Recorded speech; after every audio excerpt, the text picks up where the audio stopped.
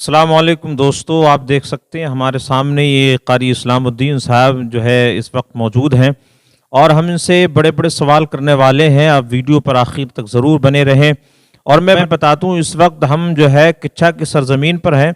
ये बांग्लादेश जो मोहल्ला लगता है बाट नंबर 4 में इस वक्त मौजूद हैं किच्छा में।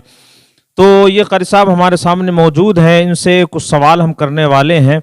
अच्छा कारी साहब, सवाल करें आपसे? बिल्कुल कीजिए।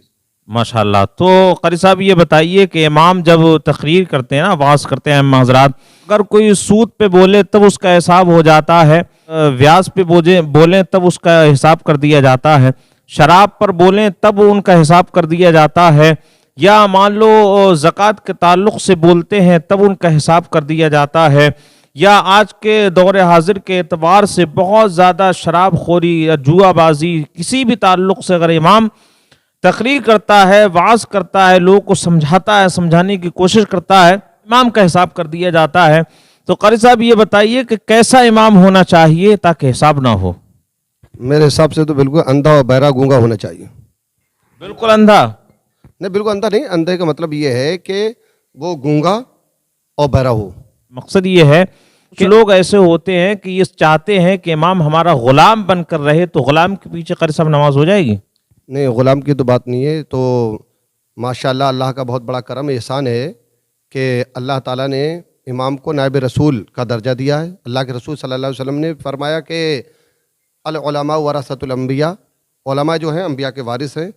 तो इमाम की कदर करना चाहिए और इमाम सर का ताज होता है। जी जी। लेकिन कुछ लोग उसको इमाम को ग़ुलाम समझते हैं, तो ग़ुलाम के पीछे तो वैसे भी नमाज दुरुस्त नहीं है। लेकिन बिल्कुल, जैसा कारी साहब ने फरमाया, गुलाम के पीछे नमाज नहीं। आला हज़रत का फतवा भी है कि गुलाम के पीछे नमाज भी नहीं है, और भी किताबों में आप पढ़ सकते हैं, देख सकते हैं कि गुलाम के पीछे जो है वो नमाज नहीं है। लेकिन कोशिश लोग यही करते हैं कि इमाम हमारा गुलाम बनकर रहे और जो हम कहें बस हमारे इशारे पर इमाम चलता रहे। अच्छा, आज के दौर में कारी साहब ये बताइए, कुछ लोग ऐसे होते हैं जो अक्सर जो है खुराफात करते हैं, तरह तरह की बातें करते हैं और छोटी छोटी बात को लेकर मतलब बड़ी बात बना देते हैं और इमामों को जो है निकालने की कोशिश करते हैं। अच्छा कारी साहब, एक बात ये बताइए कि एक ऐसा गांव है, बस्ती है कि जहां पर जो है अक्सर इमामों के खिलाफ एप्लीकेशन लिखी गई, लिखवाई गई, और उस गांव में एक आध दो जाहिल लोग ऐसे हैं जो चंदा तो देते नहीं मस्जिद का, और जो है इमाम के जब पैसे देने की बारी आती है तो या तो थाने में रिपोर्ट करते हैं या फिर जो है चौकी पर रिपोर्ट करते हैं। ऐसे लोगों के बारे में आप क्या कहना चाहेंगे? अहमकाना बिल्कुल ये अंदाज है। अहमकाना, अहमक लोग हैं वो, जी लोग हैं। और जाहिल ऐसा नहीं कि अनपढ़ को जाहिल कहें, बल्कि पढ़ा लिखा जाहिल माना जाता है, इसलिए कि वो पढ़ा है और पढ़ाई की है, उसने सब कुछ जानता है वो जी और उसके बाद वो ऐसे काम करे तो वो जाहिल है। बिल्कुल। अवाम में ये मशहूर है कि अनपढ़ जाहिल है, अनपढ़ नहीं बल्कि पढ़ा लिखा जाहिल होता है, इसलिए कि वो सब कुछ जानने के बाद भी और वो अहमकाना अल्फाज भी बोले और इमाम के शान में गुस्ताखी भी करे। अब मैंने देखा कि थोड़े दिन पहले भी हमारा एक साथी रहते थे, मैं नाम नहीं बताऊंगा, और बहड़ी के पास में एक गाँव, तो कुछ लोगों ने आकर के, बस्ती के लोगों ने, 4-5 लोग आगे के आपके पास आए और कहा कि हजरत कि हमारे यहाँ अपने सूद का काम चलता है अपनी बस्ती में जी। तो उनके खिलाफ तकरीर, थोड़ी सी बातचीत, मतलब सूद के खिलाफ बोले जी। शरीयत में क्या है। सूद तो खाना हराम है ना, लेना देना दोनों, ब्याज सूद ये सब हराम है। तो और मेरे आका सल्लल्लाहु अलैहि वसल्लम ने इरशाद फरमाया कि यानी हराम के पैसे से हज करना भी हराम है। तो हराम का पैसा या कुछ भी चीज़ ऐसी चीज़ है वो हराम है और वो जायज़ पैसे में लगा दे। या पानी मान लीजिए आप और वहाँ पर शराब की बूंदें डाल दे, पाक साफ पानी है उसमें, तो वो हराम, यानी वो नापाक हो गया। तो ऐसे ही पैसा हमारे पास पाक है और हराम पैसे उसमें मिला दिया तो वो हराम। कुल मिलाकर के ये कि हराम पैसे से हज करना हराम। वो उलमा हमारे जो भी हों, एक मस्जिद का इमाम हमारा सर का ताज और नायब रसूलुल्लाह सल्लल्लाहु अलैहि वसल्लम, यानी अल्लाह के रसूल सल्लल्लाहु अलैहि वसल्लम फरमाते हैं कि नायब इमाम जो है अल उलमा वरसतुल अंबिया, अंबिया है जो वो उलमा अंबिया के वारिस है, बिल्कुल वारिस बताया।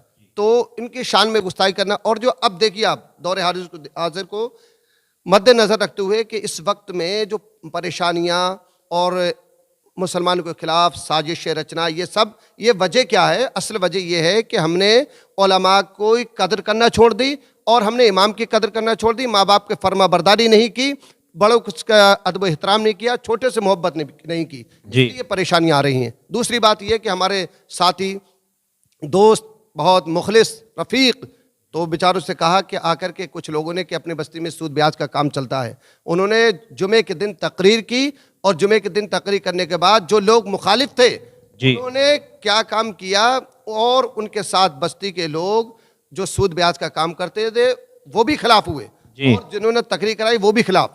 उसके बाद क्या कहा इमाम साहब से, इमाम साहब बहुत खिलाफ हो रहे हैं लोग और आप ऐसा कीजिए चले जाइए। जी बताइए कहाँ का ये इंसाफ और तरीका क्या है?